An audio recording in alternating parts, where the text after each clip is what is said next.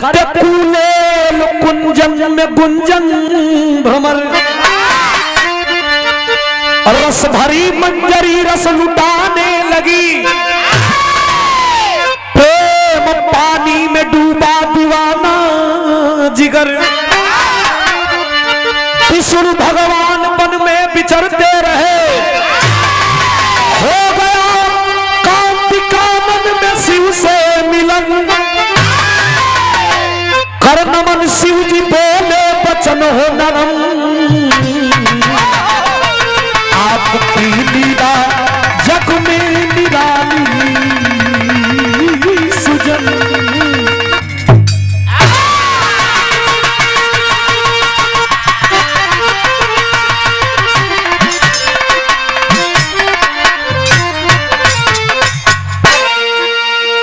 जिंदगी में आँखी में का अंतर, जिंदगी में अगर गांठ पड़ गई, जौना रिश्ता में गांठ पड़ गई, और रिश्ता को वो सुदृढ़ ना हो सकेला। एक बार जेकर रिश्ता में गांठ पड़ गई, वो रिश्ता में समझौता हो सकेला, लेकिन पहले जैसे मजा ओकरा में, अगर एक बार झगड़ा हो गई तो समझौता कह के फिर वो आदमी एक हो सकेला, लेकिन पहले जैसे विश्वास ऊख आदमी देख ले, वो उखिया में हर पुरवा में मिठाई होला, लेकिन जहाँ गठिया होला हो या कोनो मिठाई बारे बुढ़ाऊ। हाँ तो हम तो बूढ़े हो गए, तू ऐसे के तू बूढ़ होके के तैयारे नहीं खा, काला पर खिसिया जाता ना, काला पर खिसिया जाता लो। अरे भैया दिमाग बुद्धि का बूढ़ ना, हम वो कहते कि तू तैयारे ना होता कि बूढ़ है। हाँ ए भैया, बिरहा में गजल का नमूना कैसे मास्टर,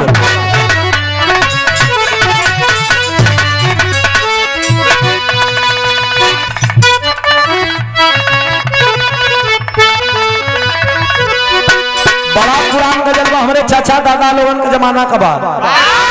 कैसे कैसे, अरे की जिंदगी में क्या रहा, आए यारो जिंदगी में क्या रहा, अरे एहसास मिट जाने के बाद जिंदगी में क्या रहा, एहसास मिट जाने के बाद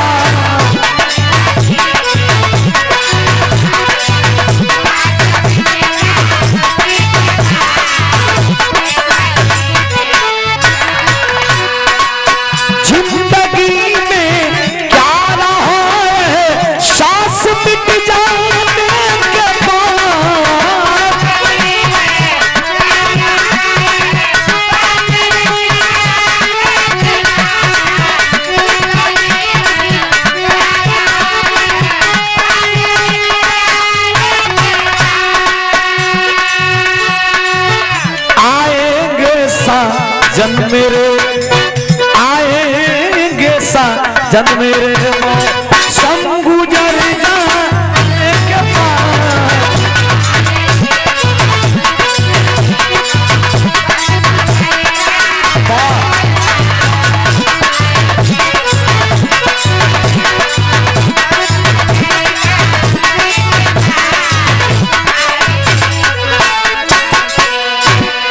इस समाज में शिक्षा का मोल होना चाहिए।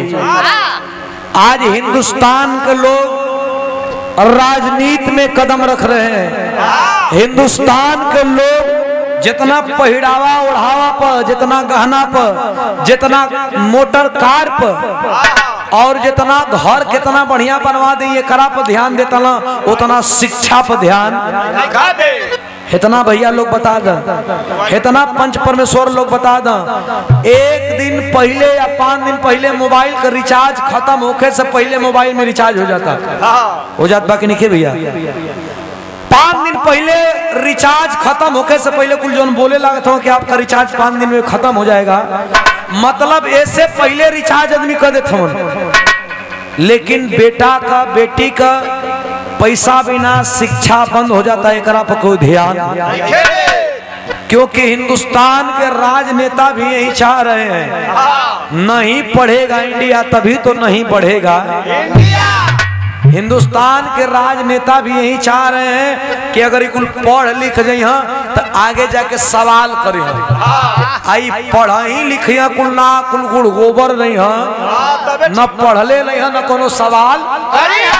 आज के किसी भी राजनेता की ये सोच हो गई है कि हिंदुस्तान के बच्चों को पढ़ाना ये महाराज जौने देश में कापी किताब पर जीएसटी लागत है, वो देश में अब इन पढ़ाई का स्तर समझ सकल का, पढ़ाई का स्तर समझ सकते हैं कि जिस देश में जो किताब 3 रुपया का मिल रहा है उस पे जीएसटी लगा करके 13 रुपया कर दिया जा रहा है, और जो किताब 13 रुपया की मिल रही है वो किताब 30 रुपया की मिलने लगी है। आप शिक्षा का स्तर कहाँ जा रहा है देख रहे हैं। तो शिक्षित तो हो ना, हमार बिरहा भी बताई शिक्षा ना पहुंचे। उपेंद्र भैया, शिक्षा हिंदुस्तान के बाबा साहब बी आर अम्बेडकर जी कह चुके हैं कि शिक्षित बनो, संगठित रहो और संघर्ष करो।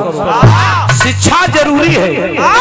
अगर शिक्षा नहीं लीजिएगा, हमारा गांव का हेडमास्टर साहब सुना, मोबाइल बंद करा तो बताओ थे शिक्षा क्यों जरूरी है। ये सीरियस बात बता रहा हूँ कि शिक्षा क्यों जरूरी है। हमारा गांव का हेडमास्टर साहब एगो रिटायर होके आइला हाई स्कूल का पद से, हेडमास्टर साहब आइला रिटायर होके, जितने मास्टर बना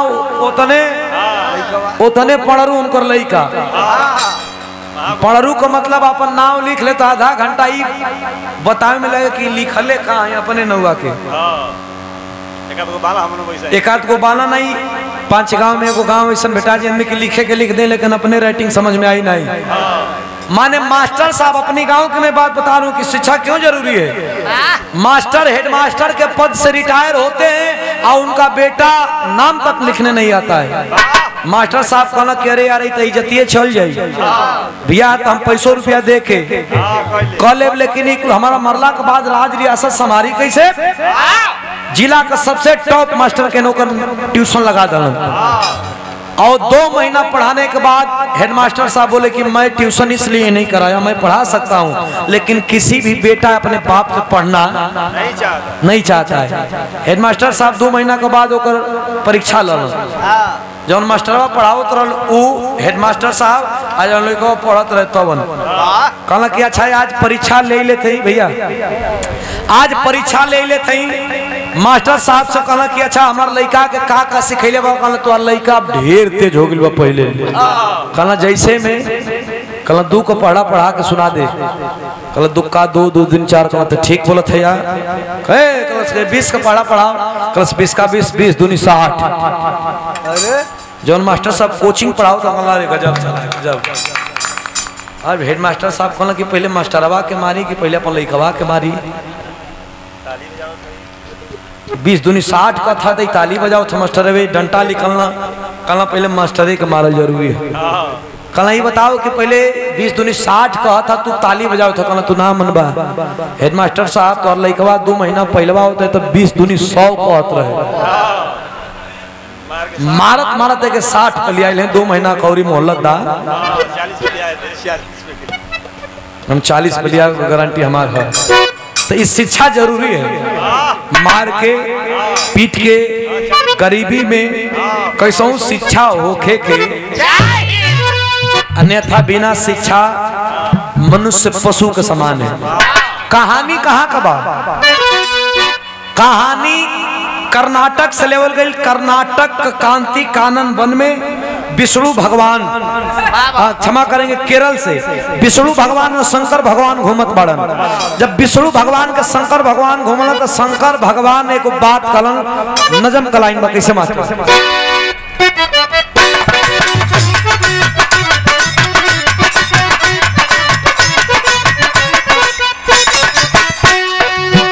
शंकर भगवान विष्णु जी से का कहत बड़न, वह रूप मोहिनी का एक बार फिर दिखा दे,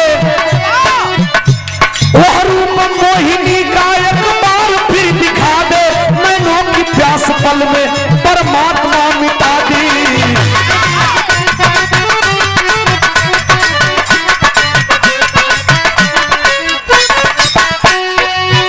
तो पले है लेकिन पढ़ा लिखल कभी एक लिखले हो तो पले है लेकिन सब कुछ हो। कजरारी प्यारी नैना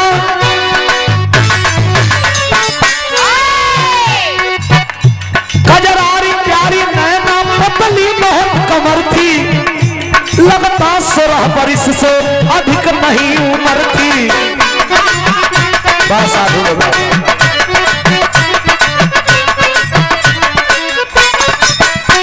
आई देखा वह गोल गोल स्तन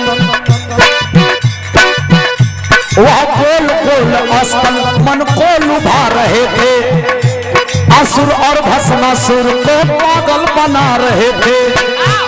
असुर समझ न पाए मदिरा पिला दिया तू जब भक्त बने दुश्मन उसको जरा दिया तू। है आरजी हमारी एक बार बनो नारी है आरजू हमारी एक बार बनो नारी होगा न कोई गड़बड़ भगवान चक्रधारी।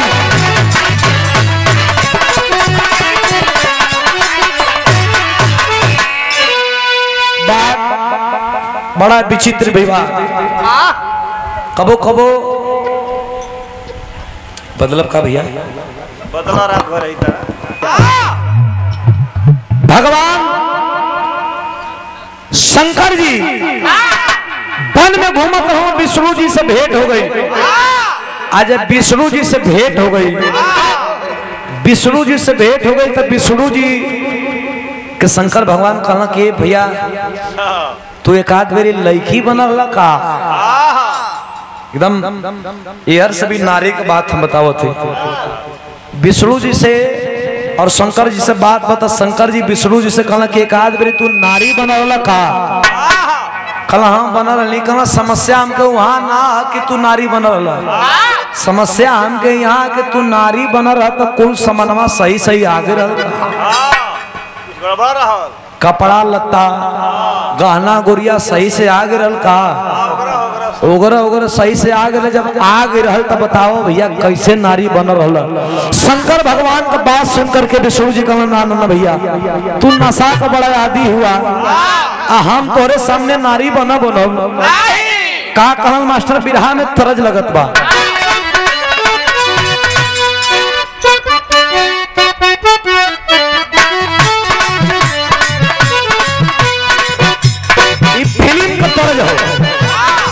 और फिल्म में तरज बड़ा तहलका मचेले रहा हमारे गुरु जी प्यारे लाल कवि जी ने गीत के लिखले रहा कैसे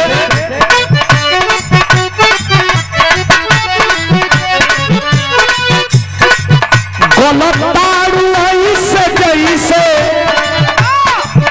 गलतारू ऐसे जैसे सरसों के सदिया ताजा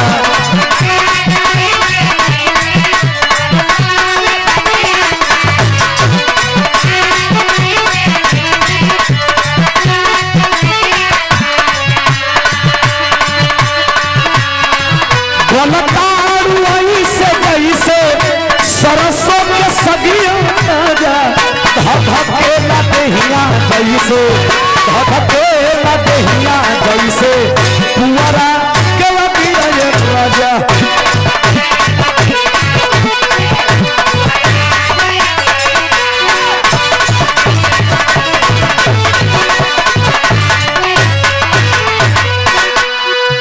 लेकिन शंकर भगवान विष्णु जी से कहला कि तू लड़की बन जाता एक बार तो बड़ा मजा आई। लेकिन विष्णु जी शंकर जी से कहत का बड़ा भरोसा नहीं खे कैले बना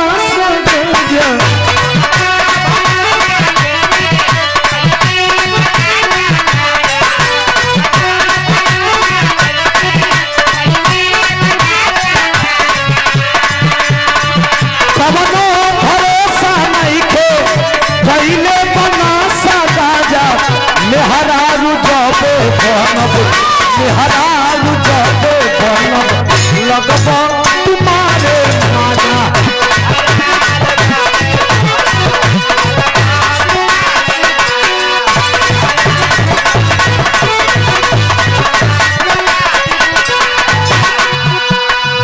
विष्णु जी शंकर भगवान के कहलन कि दारू पिए वाला जागे नहीं और गांजा पिए वाला कबो सुते नहीं। तू आज निपसा में सरकत का चचा नहीं दारू पिए वाला और गांजा पिए वाला तू गांजा का सेवन करेला। सुना अगर लड़की बन तो करवा का तू तो आड़ा भागी बाड़ा मई खेती सवास हो।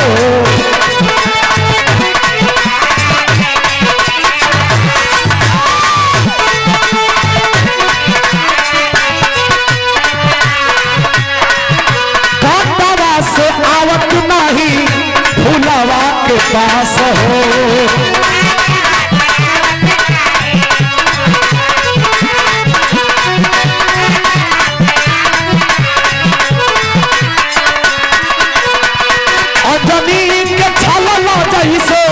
लगता है अंदाजा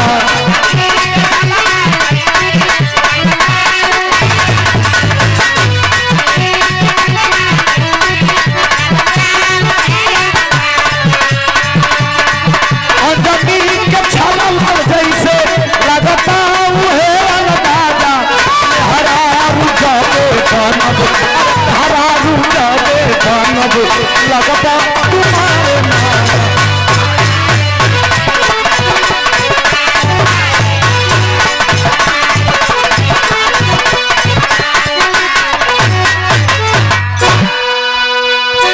अंजनी के छलला जैसे लागत हुए अंदाजा। विष्णु भगवान शंकर भगवान से कहना भैया ऐसा काम करता कुल लड़का लड़की बने कर हमें मत कहा जौन हम बानी तौने रहदा। शंकर भगवान का बतिया संकट आई रहल तब ओहरी समुद्र मंथन भई रहल अमृत लेके दानो भागत रहल तब हम बनल रहली। ए भैया शंकर भगवान कहला कि तू लड़की बन जा। विष्णु जी कहला कि गुल गलत बात है। अगर हम लड़की बनब तो कहीं तू हमारे संगे ऊंच नीच कर देव तब।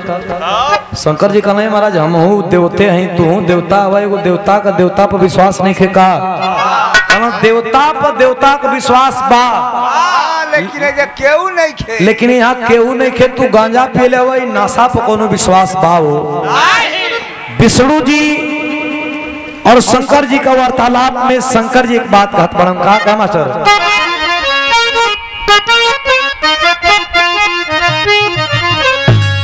बोलो गुरु जी कहे अरे मोरे राम सांवरिया कमाना मोरी बचनियों हरी।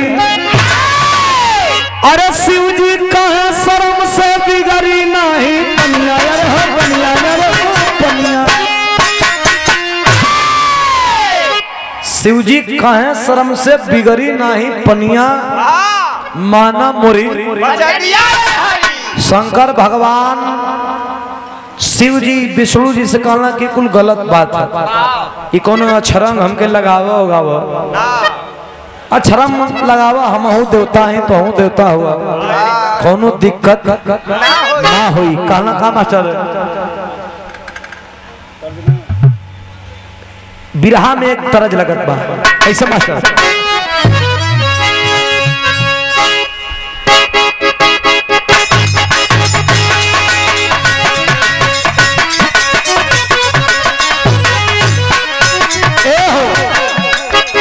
बड़ा पुरनिया कहले हन की जैया कृष्ण जी का जन्म भयल वही दिन ठंडा का भी जन्म हो गई।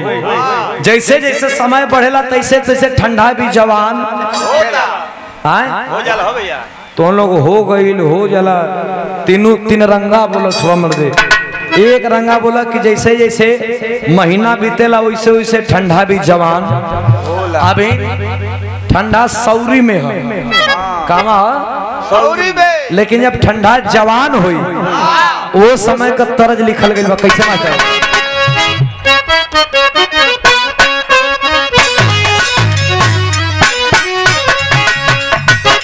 अरे जाड़ा में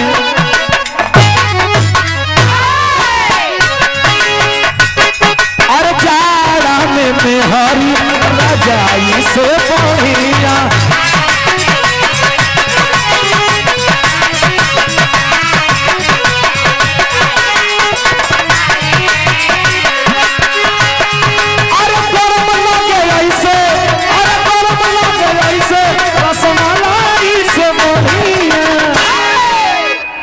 का हो अरे जाड़ा में मेहर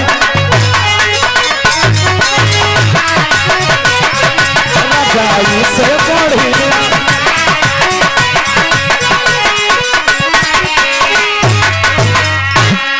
बड़ा मिन्नत का बात जब विष्णु जी लड़की बनला एक 16 बरस का कन्या बनला तो ओ समय का भाव लिखल गया कैसे मास्टर अरे भोगावा में जोगावा का भावा ना भूला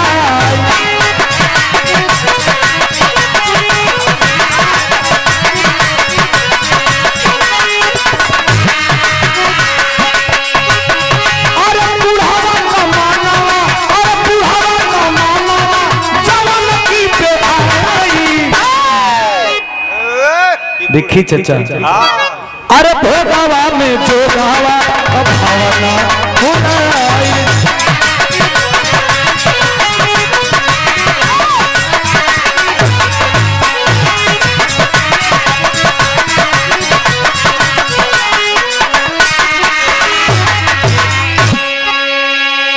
विष्णु जी के एक स्वतः नारी को रूप देख के अब शंकर भगवान का सिस्टम हिले लगल काला मर्दे तो हुआ विष्णुए जी लेकिन हमारा काला बधैले बना नारी का रूप इनसे चल के परिचय और से पूछल जाका शंकर भगवान जाके कहना और महाराज विष्णु जी कहना हम भले लड़की बनल बनी लेकिन तोहरो जानकारी बा कि हम विष्णु हई हमरो जानकारी बा कि हम ऐसे बढ़िया कि तू दूरे रह हाल चाल करे का फेरा में शंकर जी कहना ये मर्द हमरो के जानकारी बा कि तू विष्णु हुआ तू शेष नाग पर रहेला तू लक्ष्मी का मर्द हुआ चक्र सुदर्शन नचावेला तो आर अंगूरी छुअल चाहते कहना देखा ये गलत बात है ये छुए छुआ वाली बात कहा तू जानत हो कि हम विष्णु है तो अंगूरी छुए के फेरा में पड़ल हुआ बड़ा मिन्नत कैला के बाद जब शंकर जी अंगूरी छुअला कला हम जाना थे भैया तू विष्णु हुआ तो के हमारे तोर वादा रह कि ना छुए दे ये के जानी तो बात हमने के सुने हो सके तो से बात भइली तो ए भैया ओगरी को हो सुने कैमरा पर ए भैया विष्णु जी जब हाथ जब छुआ दा तो शंकर जी कहला कि एगो रिक्वेस्ट और बा का बुरा न मनता तब पंखुरो छू लेती कहला ए भैया तू अंगूरी छुए के काला गट्टा पकड़वा दली अब पाखुर छुए कहला रे भैया हम जाना थे तू विष्णु हुआ तू लक्ष्मी का मर्द हुआ क्षीर सागर में रहेला शेष नाग पर सुतेला चक्र सुदर्शन नचावेला कहला जब इतना जानत हो तो हमारे पंखुरवा में का धइल भैया कहला बस इच्छा हो तो इच्छा है तो दीजिए कहीं इच्छा है तो धर अच्छा शंकर भगवान पंखुरा पकड़ लेना जब पंखुरा पकड़ लेना तो पंखुरवे के लगना मूल्य कहना भैया ये मैदान बनाओ थोड़ा कहाँ पंखुरवा के कहना मैदाना एक इच्छा और कहना का भैया कहना तू लगबो भाई बड़ हुआ हम सोचत है कि रूप में फिर मिलबा की नहीं ना मिलबा हम तो से गले मिलल चाहते कहना हम जानत है भैया तू जानत हो कि हम विष्णु है हमें गला काहे मिलल चाहते कहना इच्छा है तो हम जानत है कि तू विष्णु हो लेकिन इच्छा हो कि गला मिले बड़ा मिन्नत के बाद चिरौरी कैला के बाद शंकर जी विष्णु जी से गले मिले पर राजी भेल जब गला मिले माए खाओ ये तोहार आदत है हमारा तो जानत है कि माए खाई ए भैया जब भर अकबारी पकड़ना शंकर भगवान विष्णु जी से विष्णु जी के कहना भैया बुरा न माना तू पहले ले दोबारा आ गई बड़ा तोरा में ओजन कम बा कहना तब ने रुकत देखा हम कैसे तो ओजन ना पते ऐसे करके लगना ओजन ना विष्णु जी के जब दो बेर ऐसा करके ओजन न पला तो वाकई में सच में मोटर धुआं देवे लगल तुम्हार बात गलत ना तो धुआं दलत तो मोटर बर्दाश्त हो रे कैसे अब विष्णु जी के धाम देखा मोटर धुआं देला का मतलब कि मोटर जर गई विष्णु जी के धाम से पटकला अच्छा उपाय पड़ जाना जब चौपाई पढ़ डाला तब तो 2 मिनट का हवस जब शांत भयल तब होश पड़ल की तो गलती हो गई। और जब गलती हो गई तो भइल का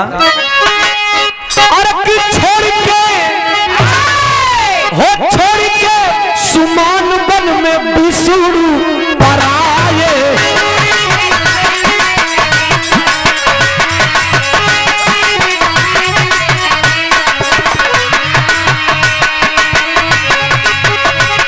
अरे पंथालम नरेश राज शेखर वहाँ आए।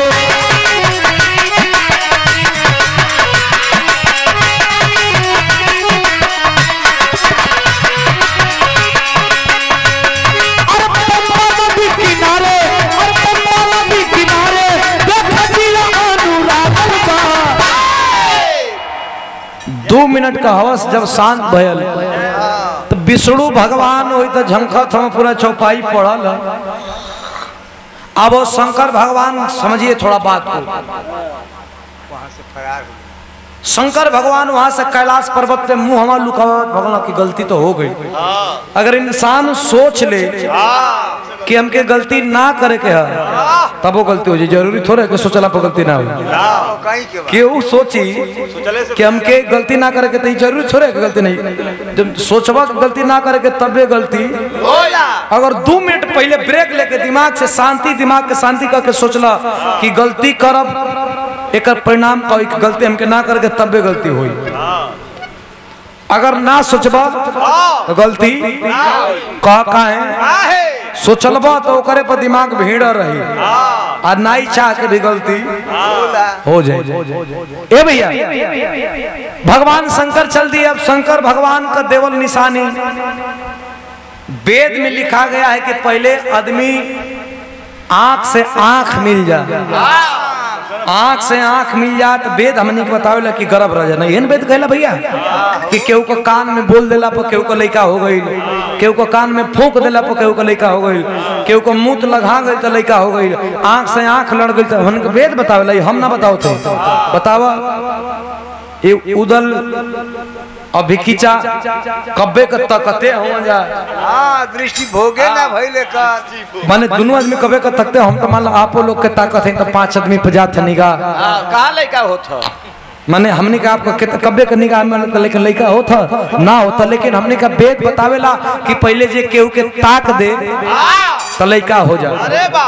लेकिन हाँ केहू को काने में फूंक देला पर लड़का हो जाए।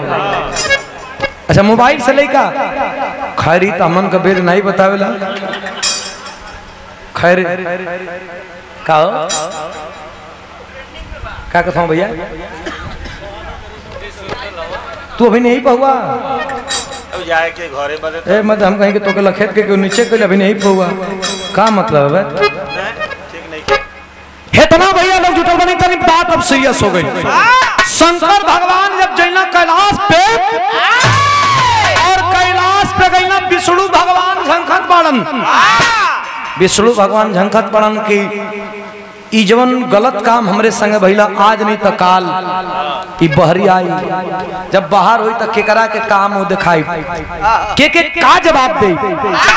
ऐसे बढ़िया बा कि लड़का के या लड़की के जो भी हो अपने शक्ति से बहने के बाहर कदा। ए भैया विष्णु जी एक लड़के को जन्म देके और मुंह लुकवावत वो चल गई। पूरा घटनाक्रम कहाँ होत रहल ओने राज में घटनाक्रम होत रहल जौने राज का राजा राजशेखर का 14 बरिस गवना हो गई रहल। लेकिन 14 बरिस के बाद उनकर पत्नी का एक लड़का लड़की ना भई रहल, एको लड़का लड़की ना रहल। सवेरे का बेला राजा घोड़ा पे बैठ के अपने रियासत की मुआयना कर रहे हैं। पंथालम नरेश राजशेखर का 14 बरिस लेकिन एक कुल आल औलाद ना रहे पंचो। ये मन में सोचत रहलन कि आदमी हमके तो निक कहना आज हमने का गांव घर का सबसे बड़ा चीज क्या है कि आदमी अगर केहू को लड़का लड़की ना होला ना अगर गौना का साल 2 साल हो गई केहू को शादी ब्याह का तो उनके लड़का लड़की ना होना तो गौवा घरवा का चिंता हो जाला। माने उनकर चिंता ना, अगर हमार बियाह गौना हो गई तो हमार लड़का लड़की ना हो तो हमार घर का क्यों चिंता ना। अब गांव घर का चिंता की लगा था कि कुछ ना का, लगा था कि कुछ ना हुई का, माने गांव को चिंता हो गई। वही तरह गांव को लोग ताना मारा कि राजशेखर हमने कर राजा हवन, लेकिन एक सवेरे सवेरे कर मुंह देखे लायक, ई बड़वा का ई बझवा का मुंह देखे लायक। राजा सोना कनवा से लेकिन कहा कि जायद भाई तुम लोग जवन कहला लेकर के घोड़ा आ रहे थे, उसी वन के तरफ आते हैं। एक बच्चे की रोने की आवाज जब सुनते हैं बाबूजी, जब बच्चा का रोवे का आवाज सुनना, वही बच्चा का तरफ गई होन। जब बच्चा का तरफ गई बाड़न तो देखा कि एक लड़का रो रहा है कांट कूस पे, लगे भगवान से कहने की प्रभु जेके लइका देला उ अपन लइका कांट कुछ पर बेगले बा। आज 14 बरिस ले गोद सुन बा, लाल एगो दे दे तक कि लइका चाहे लइकी के हम खिला लेती, जेकर लइका होना कहीं बेग देला मालिक। अजे लइका बिना रोवत बा 24 घंटा, ओके औलाद ना देला का। रो के एक बात घट बड़न बिरहा में तरज बा मास्टर,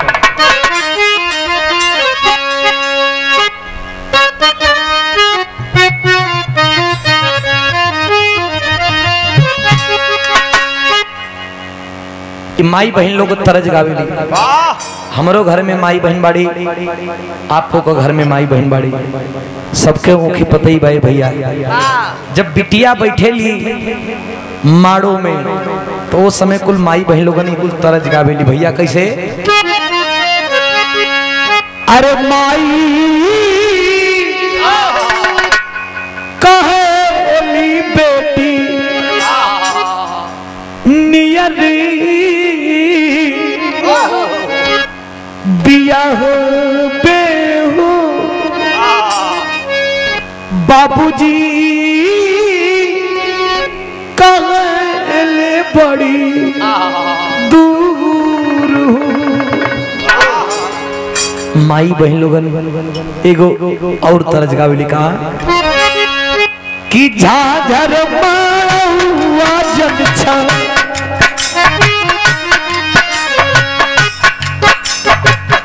झाझर मलुआ जन छा वही हाय बाबा हो, झाझर मलुआ जन छा वही हाय बाबा हो, लगी है शुरू जावा के घाम हो।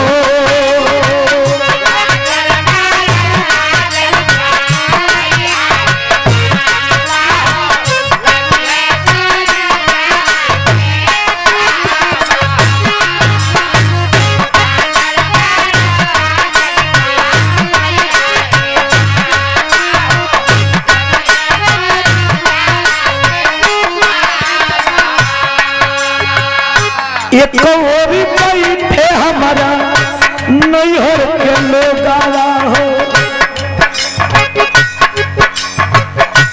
एक ओरी बैठे हमारा नैहर के लोग आवा हो, एक ओरी दूल्हा मार हो।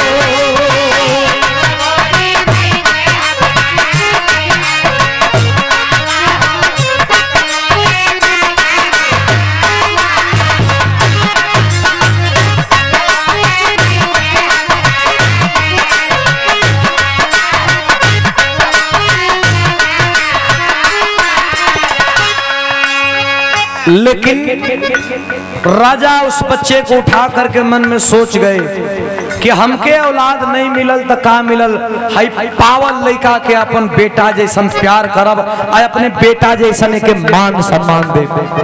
गोदिया में लेके उ लड़का के मन में सोचत राजा अपने महल का तरफ चलल बड़न। कैसे चलना भैया?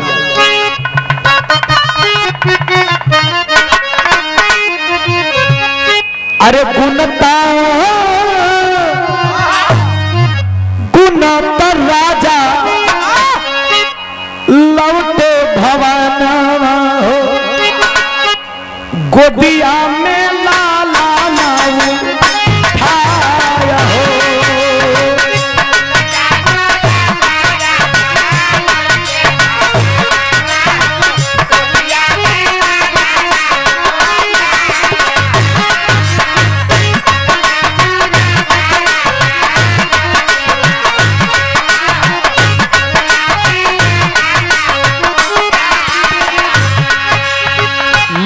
सोचत जात पड़न कि लड़का के अपना घरे लेके जाई।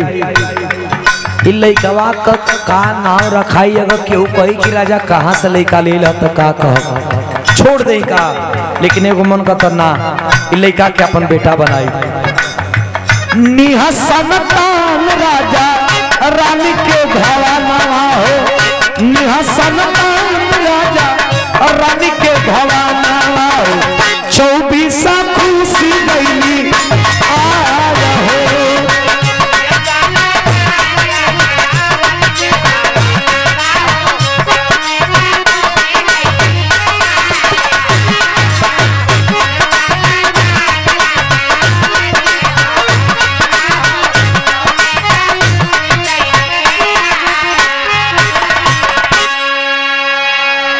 बाबूजी और राजा उस बच्चे को लेकर के उसी राज दरबार के तरफ चल दिए।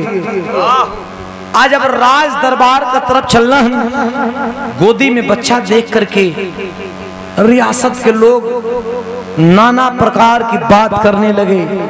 अरे और राजा का आपन एको औलाद नहीं, ये केकर लड़का लेके आवत हवन, ये राजा केकर लड़का लेके आवत पड़न। पंचो राजा सबकर बात के सुनत पड़न, केहू का जवाब नहीं खा देत। कबो कबो ऐसा भी होला कि बात सबका सुनल जाला, लेकिन हर बात का जवाब देवल उचित ना होला। हर बात का जवाब ना देवे के चाहिए।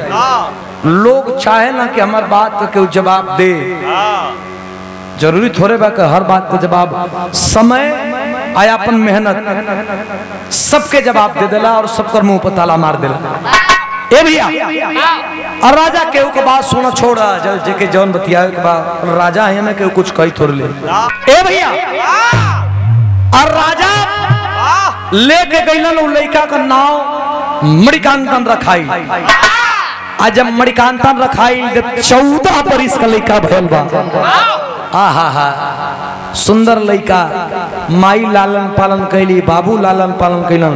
जब 14 बरिस का लड़का भइल बा, ये पंचो जब 14 बरिस का भइल बा तो ओ समय ओ राजमहल में एक घटना घटल।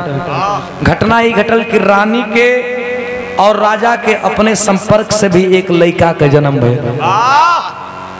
जब लड़का का जन्म भइल, सौरी घर में लड़का बा, राजा रानी बाड़न, तो रानी के दिमाग काम कर के 14 बरिस का लड़का, बड़का लड़का, अब बड़ लड़का होखला का नाते राजगद्दी पर वह बैठी। हमार जौन हमनी का राजा रानी का आपस का लड़का भाई तो कहीं का नहीं हुई। जौन लड़कवा के गोदी में लेके दूध पियली, उ लड़कवा के प्रति अब सोच गलत होके लागल। कैसन सोच होके लागल मास्टर?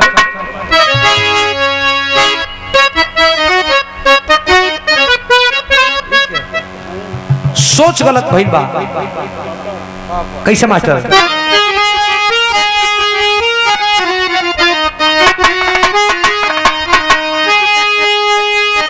अरे की ओढ़ी के चादर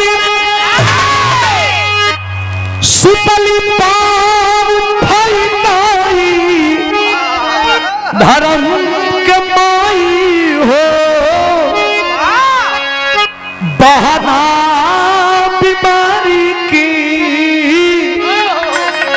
बनाई, धर्म के माई।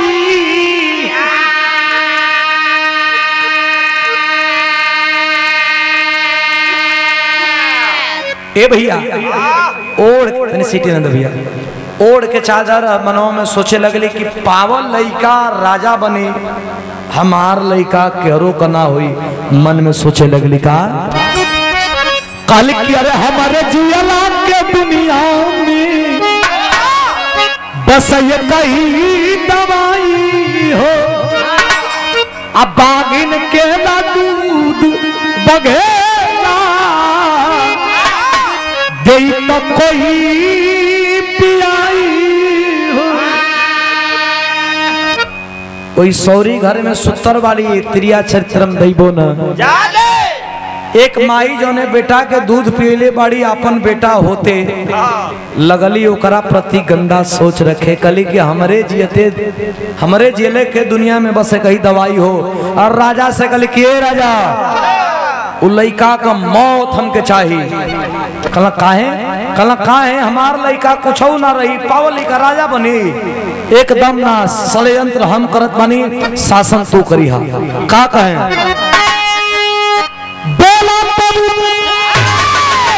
अरे मारी कान तले शीश देवाई धर्म के माई हो, लाल के जियत काल ना बजीरा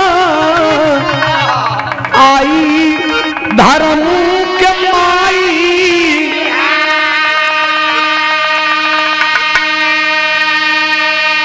ओ माई एक षड्यंत्र रचैली कि हम मरे वाला बाने, जियब ना, हमार जियला के का दवाई बा के बाघिन को दूध लिया के पिया दी। इतना पंच परमेश्वर हुआ, लोग दे लेके भागा। अरे बाप रे बाप, रानी तो जी हमन का तमर जाई बघनिया के के छोड़ी, कितनो रुपया पैसा का मांग भई, लेकिन केहू तैयार, लेकिन वह पावल लइका मणिकांता नाइल करस के माँ मैंने तो सुना है माँ कि इंसान का शरीर में माई का दूध वह खून बन के दौड़ेला। हम तो अपन माइयों के ना देखनी, अपन बउओं के ना देखनी, ये माई तुहार दूध पियले बनी, अगर तुहरा प्रति हमारी जान कुर्बान हो जाई तो जीवन धन्य हो जाई माई। तो के बाघिन का दूध का जरूरत बा। माई उठ के बैठ गई, हाँ बैठवा, बाघिन का दूध लिया दा, खलस के हम ले आई। बाप तो जवन रोगिया चाहे वह पैदा बतावे, छोटी छोटी हाथ, छोटी छोटी तीर धनुष, माँ के लिए चला है वो लड़का। कहाँ चला है बाबूजी? वाह,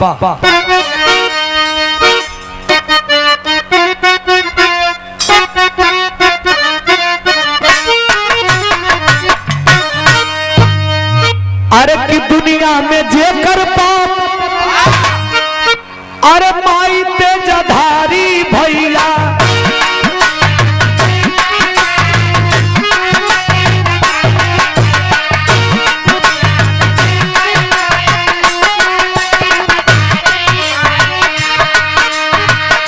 बेटा भी होला वो कर जग में महान।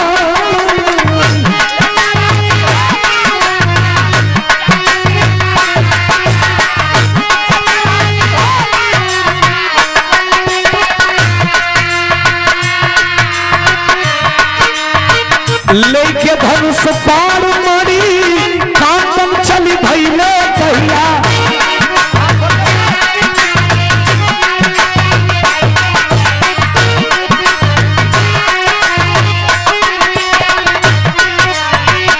महल में राजा रानी कर ले गुनाह।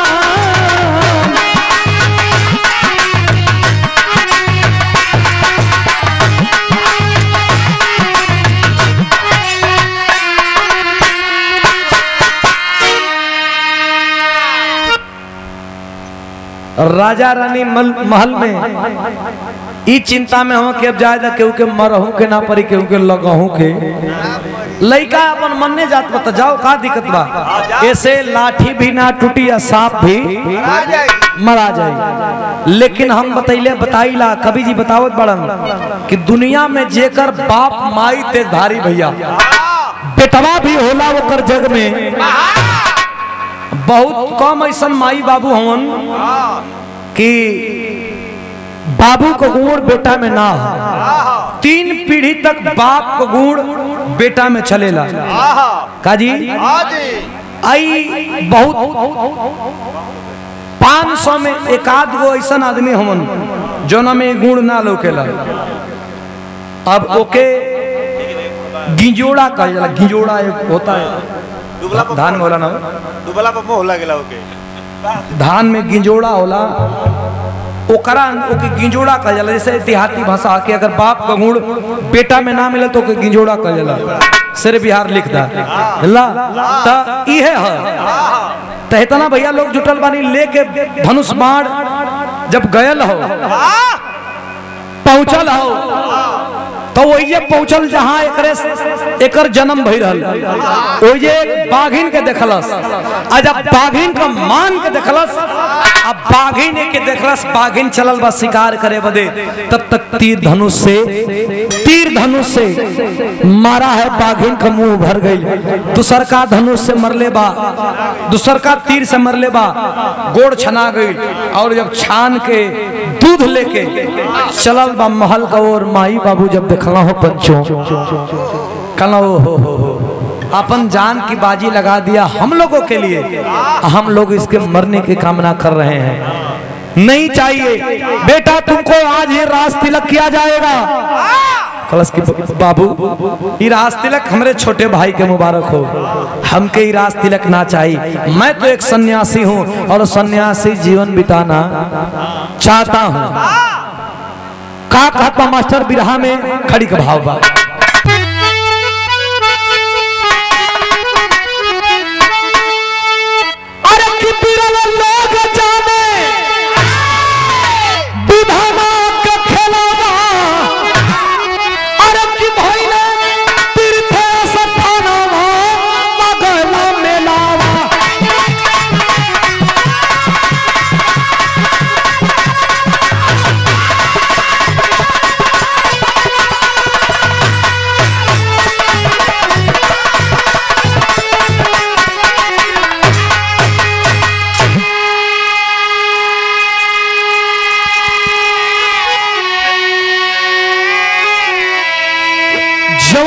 प्रसंग सुनैनी है 3 महीना का बाद ये प्रसंग साबित हुई। 3 महीना का अक्टूबर चलत बा, अक्टूबर के बाद नवंबर, दिसंबर, जनवरी, 3 महीना के बाद ये प्रसंग साबित हुई। कौन चीज साबित हुई मास्टर? वही मणिकांतन नगर के बाहर एक कुटिया छवा कर रहने लगे, तपस्या करने लगे। आज जब तपस्या करने लगे तो आज कर्नाटक की धरती पे सबसे बड़ा मंदिर उन्हीं का है, अयप्पन जी का। भगवान अयप्पन जी का आप लोग सर्च मार के देखिएगा। होता है क्या, अरे कि जब जब आवे मकर संक्रांति के त्योहार हो, जब जब आवे मकर संक्रांति के त्योहार हो, अरे तब नवंबर से जनवरी भीड़ लागल पार हो।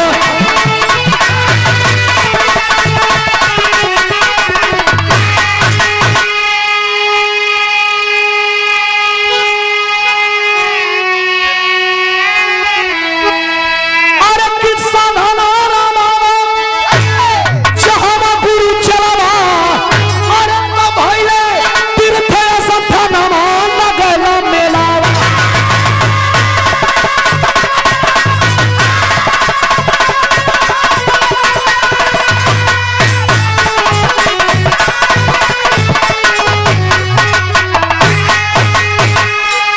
लोहड़ी, मकर संक्रांति, खिचड़ी जे के लोग कहना वही जे मेला लगेला कर्नाटक धरती पर भगवान अयप्पन कर नगरी में। 1 महीना 2 महीना के अंदर लगभग 2.5 करोड़ श्रद्धालु जा करके वहां दर्शन करते हैं। भगवान अयप्पन का पूजा आज कलयुग में भी होला। जो न कलयुग में भारत के बड़े बड़े मंदिरों में से तीसरा स्थान पे उस मंदिर का नाम आता है, जिस मंदिर का नाम है मणिकांतन अयप्पन, भगवान अयप्पन का मंदिर।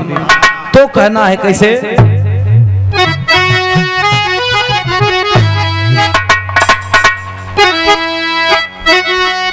अरे की डहरिया बतैले जा, गावत ना लोग आ वहां गावत गावत जाना लोग। अरे की डहरिया बतैले जा, डहरिया बतैले जा, गुरु हमारी भूलली का हरिया बतैले जा।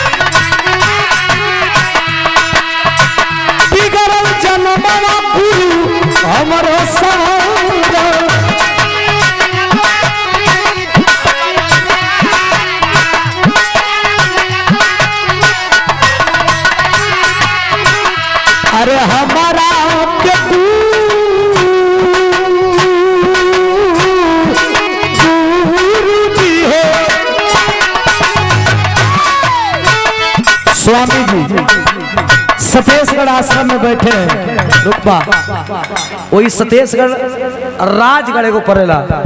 राजगढ़ जो निचलका कुटिया बा उससे ऊपर एगो छोटी कुटिया। हमार कार्यक्रम रहल 2-3 साल पहले। स्वामी जी एक घटना हम बता देते हैं जी। अड़गड़ानंद महाराज जी एकमात्र भगवान इस धरती पे जो जिनको ब्रह्म की प्राप्ति हो चुकी है। संतोष भैया राजगढ़ हमार बिरहा रहल आए तरह धोती कुर्ता में, नहीं धोती कुर्ता ना रहा, जींस में चल गई जा। आई बहन बिरहा गावे जातल नहीं जा। स्वामी जी का निचलका कुटिया पकड़ जा, बस दर्शन भइल। हमन को वे सटी ना पनी जाए तनी भीड़ रहल। जब छोटकी कुटिया पकड़ी ना तो पीछे पीछे हमनो चल गई जा। 5-7 लोग जानत नहीं रुआ सुनी 5-7 लोग रहना हुआ। एक गुजरात का उद्योगपति छोटकी कुटिया में बैठा रहना।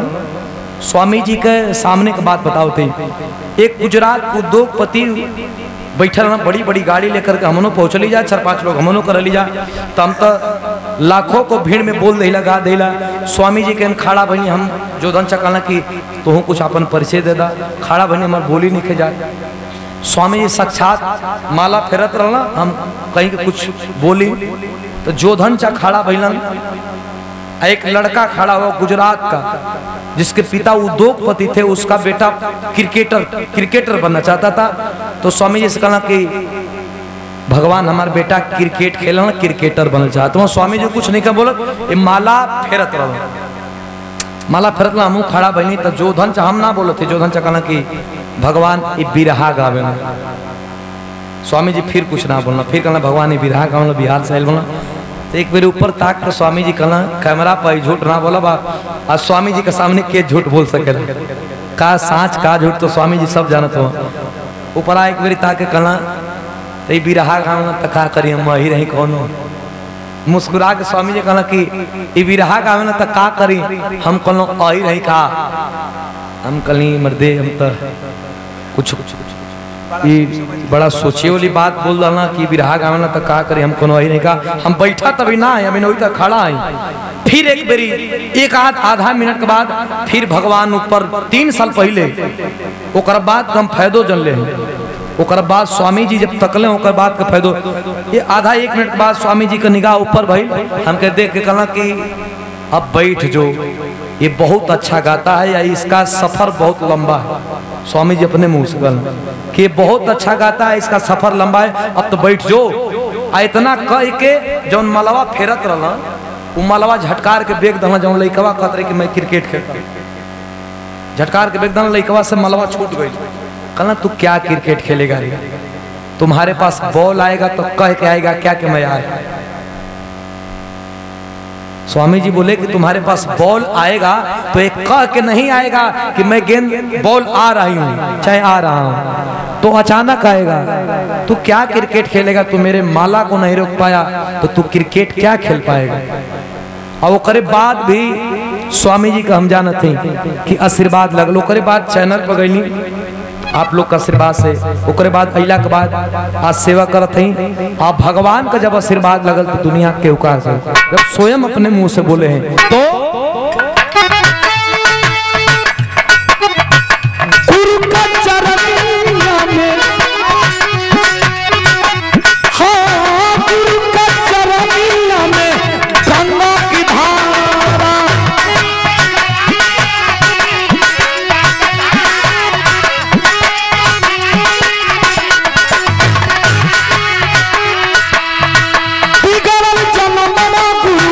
हमारी